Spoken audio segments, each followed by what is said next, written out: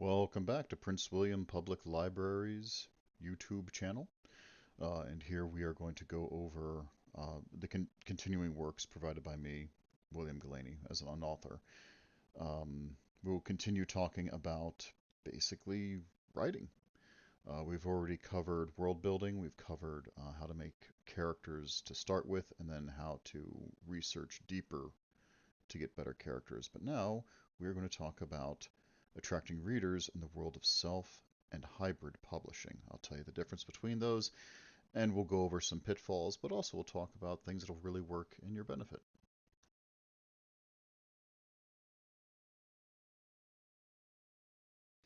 So, you want to be a published author, do you? Yeah, so do I. But, and it's funny, even after having written, I've lost track. I think I'm up to 8 novels now, and I've published about 4 of them. 3 of them. It's not as clear cut as you think. Um, you will always feel like you're really looking forward to starting your career, and this is me speaking 7 years in. So understand what you want from being a writer right out the gate. Understand if this is something you're going to do to enrich your soul. Is it something you're going to do to get something off your chest? Is this what you want to do as a profession? And depending on your answer to these things, it will change your approach. So let's first take the simple one that most people get into self-publishing or hybrid publishing for. Let's just say you want to go into this as someone who wants to enrich their soul or get a story off their chest, or maybe you want to tell the story of your grandparents through prose, something of that nature. That's great. And might I suggest to you a number of tools you can use to easily publish and print out copies of it to give to friends and family, because you're not in this for the money. I would suggest KDP. Now, the Kindle Direct Publishing system was established through Amazon. It's not the oldest system, but it's a very good, very slick and streamlined one. You need minimal prior knowledge in order to put together a book bound softcover and be able to order a bunch of copies to your doorstep. It is the easiest way to go about doing this. Nook has one through Barnes and Noble. I always forget where the S goes there. Um, Kobo has a service as well. Uh, but this is probably the least expensive way to do it while still maintaining the quality of a physical book or even a document. A number of people who are in academia will publish their papers through Kindle Direct Publishing, even as strictly a digital file. And it's a very simple way to digitally distribute without having to share it, etc. And also you can track how often people are reading it and what sections they're reading. So KDP is a very easy way. If you just want to produce something, you got a story in your heart, this is a great way to see it in your hands. Conversely, you might feel that being a writer or narrative designer is a professional calling for you, which is a totally viable profession. It can be everything that comes with a normal business profession, such as stressful, taxing, exciting, overwhelming. Anything you'd get from any other gig type work is exactly how you're going to wind up feeling as a writer. Rarely do we find positions where we are the full-time writer for any particular company unless it's a marketing firm. And even now, the fine art of copywriting within a marketing firm is shifting. And this is basically where most of the conversation will go here for people who want to write a book and sell it for revenue or some type of level of professional success, not just emotional. Here, it's going to become much more difficult because the business itself doesn't know what it's doing right now, and it hasn't since the birth of the internet. So, to give us a general idea, let's look back and see how publishers initially would be approached by authors just as is with a book, and then they would discuss manuscript publication, etc. But during the mid to late 1800s, a lot more authors and education became a lot more accessible, so there were more readers as well, and publishers became overwhelmed. There were too many people with too many viable books. There's also a peculiar pushback against novel writing because people would think that reading a novel would make you a dullard. So it was a strange culture war going on in the publishing business, and that's when agents arrived on the scene. Agents acted as brokers and go-betweens, both in public relations as well as selling manuscripts to publishers and curating and combing authors. This was a vital position, and agents carved out a very strong position for themselves as gatekeepers of both quality and content in the publishing world until that entire gate was smashed apart by the internet. And after that, all hell broke loose. So even now, publishing as a business structure is it's floundering and trying to figure out what it wants to do with itself and what it can do with itself. And I don't mean to say this as a negative critique of publishing. It's just how it is. Uh, you have enormous buildings in downtown Manhattan that cost millions of dollars a year to maintain, with publishing firms that just don't have that type of personnel anymore. There's no more power lunches. There's no more, well, let's drink mid during the day and talk about making a deal with so and so for a book. That's just not how it's done anymore. Now you have things like Twilight that crop up as fan fiction, became huge smash hits, and that author, Stephanie Meyer, aggregates her own audience directly. Twitter has changed the game immensely. Agents don't know what to do anymore as far as what manuscripts will sell and not, partly because publishers have laid off over 80% of their in-house editors after the '09 market crash. And now we're looking at just this huge catastrophe of agents being asked to do too much for too little while curating the impossible, all the while all these great books are being unseen. To say nothing of the deluge of self-published books. I mean, in the early 2000s, maybe 2006 or 7, we were seeing almost 50,000 books in English being self-published a year. The book fairs, the advertisements on the then fledgling system, be it Facebook or other Google ads, was an astounding reality that smacked publishing in the face, and it can't cope. It's an archaic infrastructure. But in the end, people want content, and writers provide content. It's just a matter of redefining the vehicle with which it's delivered and making that vehicle profitable for all people involved. So you have pretty much picked the absolute weirdest time in human history to try and make a living as a writer. Good luck. With that said, like I was talking earlier, it's like any other gig performance work. You will have massive successes. You will have very meek, humbling failures. It is very much feast or famine. You know, consider yourself basically um, a contractor. You can make yourself available through places to do medial work just for practice. But in the end, if you're going to be producing long prose, you're going to make sure you establish a market. Now, when you establish a market, you need to treat yourself like a brand. When someone sees your name, they need to recognize, oh, this is a horror writer. This is a science fiction writer. This is a fantasy writer. This is an erotica writer. Make sure you're consistent with the works you produce. I have not done this. I know firsthand as a mistake, having published both humor and science fiction. You might as well just use different names if you're in different genres, because people will associate your name for it. While Honda might be able to get away with making motorcycles and jet skis as well as cars, even that's considered a stretch. It's not like you're going to buy a Ford ceiling fan. You know, they're just going to have a different company with a different name, even though it's underneath the same umbrella corporation of mechanisms. So please consider making sure that whatever you produce with a certain name or moniker, you keep it within that genre. So that's the first start. Know who your audience is. Know how to produce trope-aware material for that audience.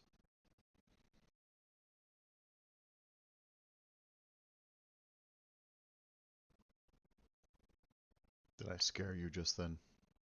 Good. You should be a little bit scared. Um, Writing shouldn't be fearful. It's a fearless expansion of yourself. You can't make any mistakes while writing. You really can't. But the moment you publish, that is when whatever mistakes could have occurred solidify. When you publish, you've made mistakes. You may not even realize you made mistakes. Man, the first time I published a book was The Line, the first edition of that, and it had so many typos because I was just so sure. Like, well, my mom edited this. Yeah, everyone makes mistakes the moment they hit publish, be it through self-publishing or if they send it out to submission to an agent. It is a dangerous prospect. So you're going to have to be a little bit scared and aware. So there's another thing you need to be afraid of, and that is predators. Because you are a person who wants to produce a book, you're going to have to put money into this. Sometimes, let's say a book, probably about $1,000 to $1,300 worth of editing, another $800 for the cover. Proper formatting will be about $200, and this is of course assuming you're doing this on a professional level. You're going to kill about $2,400, to say nothing of marketing or how much it'll cost for publication copies, just to get the book to the quality level that a reader expects it to be. That level of polish costs money. With that said, an entire industry has popped up because a lot of people know that you have that money that you're going to put towards that book, and they will try and soak up as much of it as possible. They will try and sell you on classes. They will try and sell you on marketing packages. They will try and sell you on publication deals. So before we go any further and talk about hybrid presses, hybrid, which is a pretty good model, we're going to talk about vanity presses and other predatory practices. So looking here, the Science Fiction Fantasy Writers of America is a really good organization. If you can get in after having published multiple works of this nature, do so. It does cost dues, but it's not a union, obviously, but it is a good organization with which people can associate with each other and be on the same page. And writers have to band together in order to keep our communication well within each other's earshot so that we don't get taken advantage of as easily. Now, Writers Beware is a subpage of the SFWA. That's very good. They will list all kinds of predatory practices you need to be aware of. They will list particular agencies to avoid, particular publishers to avoid. They are very good for keeping everyone aware of scams, and they investigate the scams to make sure they've got teeth. So this isn't a place where you'll find a writer grinding an axe. This is a place where you'll find data to show that certain practices and companies have operated in bad faith and you need to avoid them. The fresh, wide-eyed writer is a prime target with more money than sense. I still feel that way sometimes, and they will always come for you. You will have emails saying, "Hey, do you need more reviews for your book?" Or, "Oh, I'm a reviewer. For $50, you can have a review done, this, and this." Don't accept anyone contacting you. They're not contacting you because you're good or you're special. In fact, I would be amazed if many agents even read the books they push through. As obvious by the low quality of some of these books, and agents coming out and having to publicly apologize for things like latent racism and just horrific subtext within their novels, especially among the YA trend, it's pretty clear agents don't even read the books that they're pushing through to publishers. Again, to reiterate, you're joining into a business where no one really knows who's driving this thing. But it's still chugging along because the demand is there and your creativity is there. So we somehow have to make this work together. But yeah, going back to Writer Beware, absolutely, absolutely focus on this. Another author I met, delightful woman, is Maria Snyder. And Maria Snyder runs a blog that you can easily check out. Just look her up, just Google her name and you'll find her. Her books are also available at the library as well. But she will detail personal firsthand accounts of when things go wrong. It's sort of her predators and editors section. So check and see. You might wind up seeing letters like this sent to you. You might realize or get suspicions that the publisher you've already signed with is up to something when their contract doesn't seem quite above board. Here is an example where someone was said their first 300 copies they weren't to get any profits from because that was to cover the expenses. Well, you know the publisher is going to try and sell 300 copies and then they're going to be done because they've already made their money off you. They have no interest in you being successful. That's the danger you face. The only real individual invested in your success is going to be you, which means you're going to have to do everything yourself. There's there's no more being flown around to do a book crawl. That is a rare circumstance. Don't play the lottery expecting to win the jackpot. Just play the lottery hoping to get another couple of bucks to buy a few more tickets. That's essentially how starting off authors' book sales work.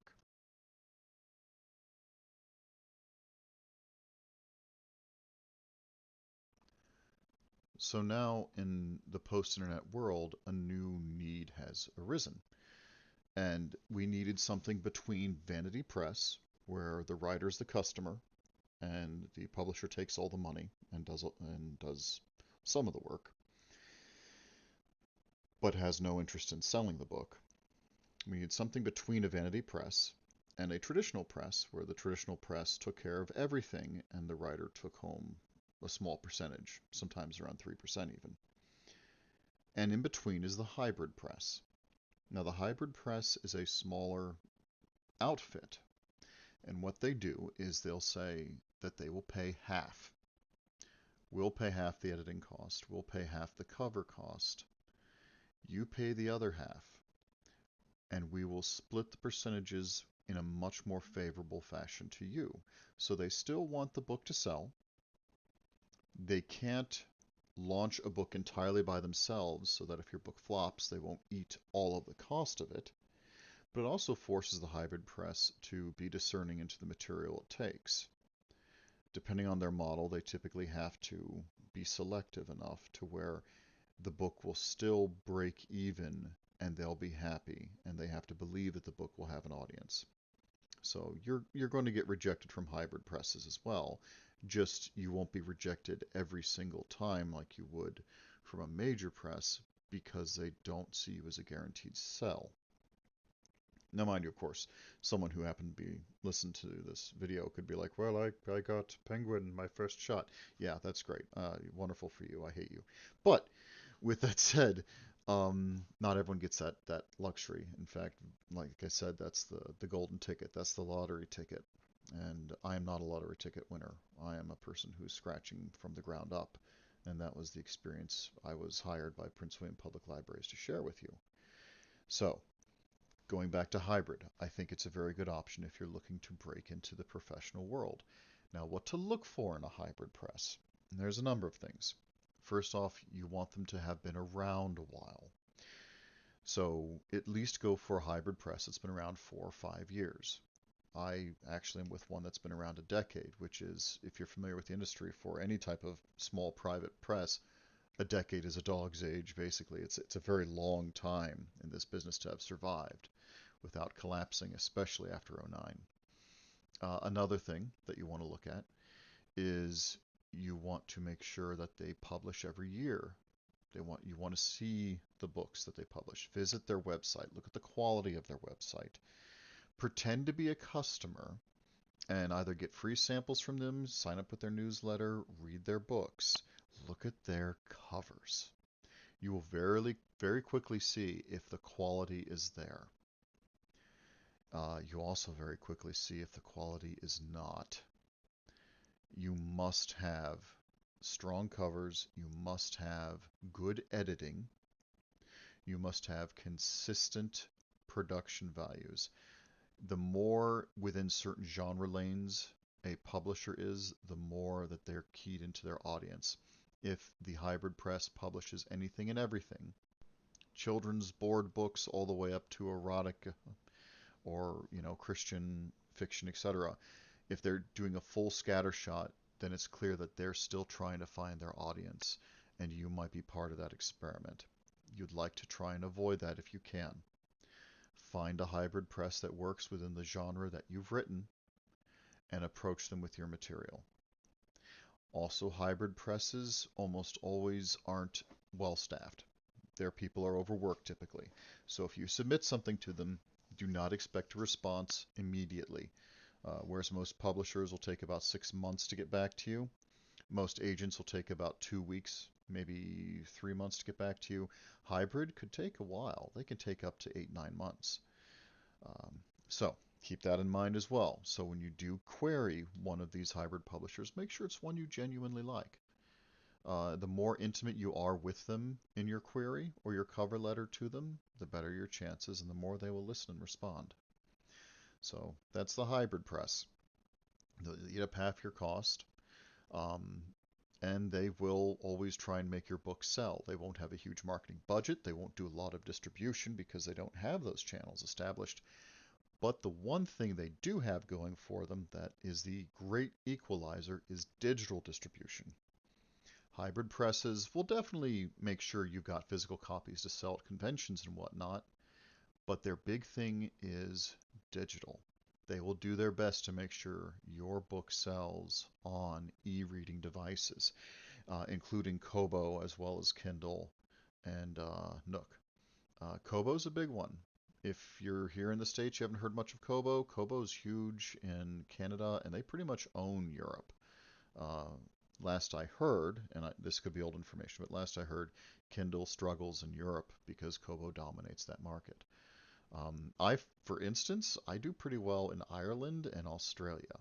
Australia is filled with voracious readers, voracious readers. Maria Schneider, that we had talked about earlier in this presentation, also does very good in Australia.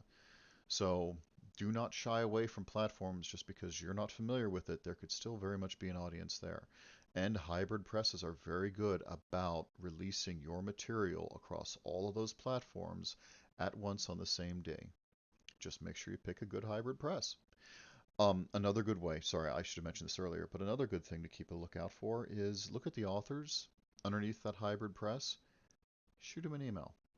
Hey, how you doing? Just wanted to see how things went with you and, Monkey Butt Publishing, and get their input. We authors are a very blabby bunch. We will spill the tea. So please feel free to talk to them.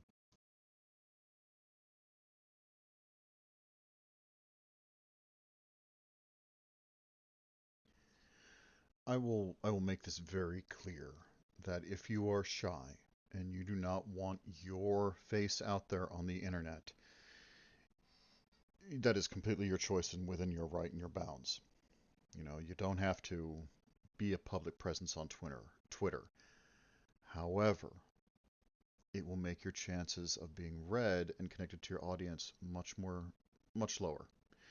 Essentially, a lot of persona plays into opening up. When people find you interesting or they find you at least amusing, then they might give you a try. Perhaps they'll purchase your book out of sympathy and accidentally like it. It could be anything of that nature, but any publisher you work with or any agent or publicist will immediately ask, let's see your headshots. Oh boy. Now, mind you, I hate this because my head is the size of a pumpkin left out till January after Halloween.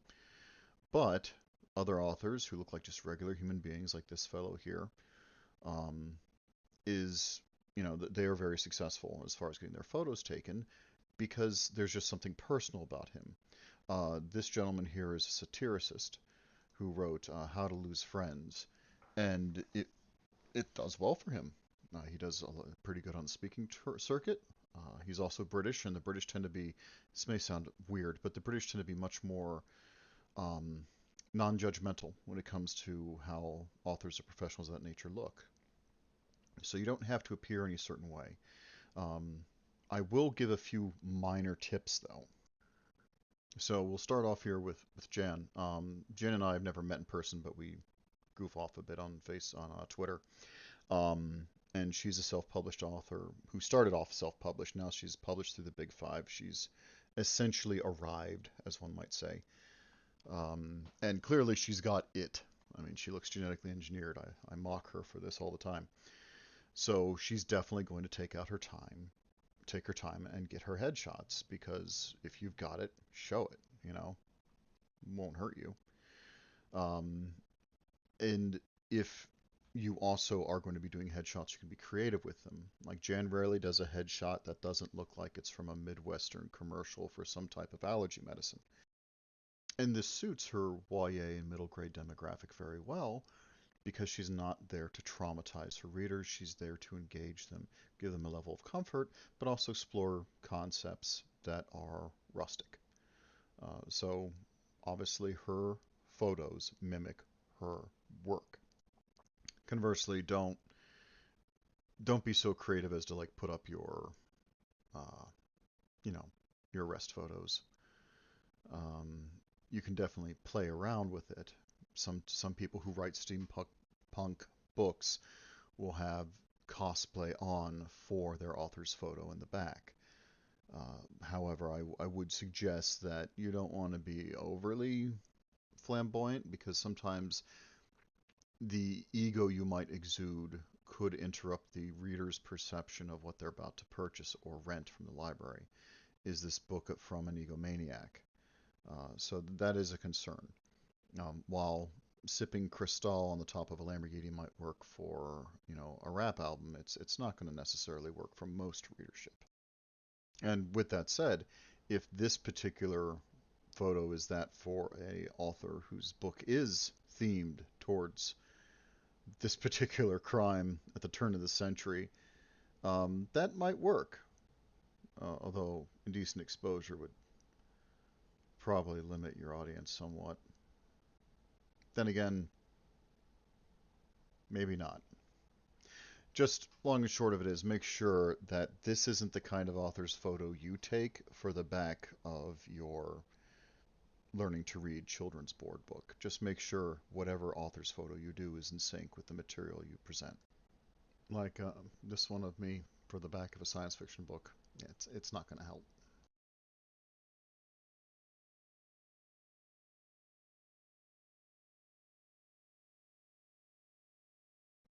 And now we come to the mailing list, the almighty mailing list. Every signing event you go to, every book club, you need to bring along a notepad where your books are being presented or sold. Sign up for more. Give me your email. The mailing list is everything. Its size won't matter as much as its accuracy, but the big five publishers won't even look at you unless you've got anywhere between 10,000 to 30,000 people on your mailing list. I'm sure there are rare exceptions, like if you're the survivor of some cataclysmic event and you get a book deal to do it. But by and large, you have to have a large mailing list for any of the large publishers to even consider you. My mailing list is not large. It is pathetically small, but I'm very grateful for it because it's well targeted. All the people on my mailing list are genuinely interested because I'm not out there to just get numbers. I'm out there to get people who are interested. I also spend about $1,000 a year on my mailing list with artwork that's original, short stories that are free and original, and other stuff to make sure that it's a slick, simple design that doesn't bombard people's mailboxes. And keep it all streamlined, simple, and it may sound odd, but if you permit yourself to be easily ignored, you're less likely to be. Do not be obnoxious in your email design or mass emailing habits. Also, as an aside, know what BCC does in your email because it's a major trust that someone's given you their email address. You must keep it under lock and key because people will sell those addresses. Don't do that and do not allow anyone to know of anyone else on your mailing list. So please make sure the security is through MailChimp or GoDaddy or something like that that's viable. Which brings us to the need for you to have a website. You can use WordPress, you can use GoDaddy, um, you can use a lot of different companies. I think Squarespace has something as well. You can keep it simple like mine if you like, where it's just my books and where you can get them. Or you can have something involved like Maria Schneider, who has detailed help information for other writers and editors. You could also link to social media facets if you yourself are the brand, the personality. the reason for people to buy these books. You can link to your Instagram or to your Snapchat or whatever else, the Googles or whatever you kids use these days. But make sure that your online presence is streamlined with your genre. Notice I have a piece here on the front of my website of Ephestion, the hero from one of my books. It's not just me sitting by a car throwing up gang signs or something. I'm not trying to be something I'm not. The person needs to have constant reinforcement of the brand that you, an author, are presenting.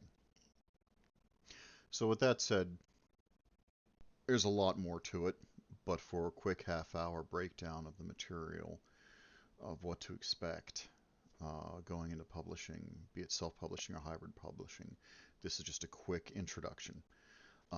Any other questions you have, please post them in the comments that we've got below. The library will definitely be involved. And go to the library, look for books like Writer's Market that are available at the library, and just read up in the earlier portions of that book, maybe the first 100 pages. We'll have a bunch of different sections that detail what you can expect when you're trying to self-publish or hybrid publish. Also check lists that you see online all over the place. You know, top 10 hybrid publishers to work with, or best-selling hybrid publishers, etc. Aim for those. So use all the tools available to you, always. And pick up a self-published book. Go to a book fair somewhere, find something that no one else would ever touch, or at least very few people would consider. Snatch it up. It'll be $8 to $15, depends on the book. Give it a read, and you'll know what they do right and you know what they do wrong. Sometimes things that we overlook, like font size, can make or break a reading experience. Good luck to you.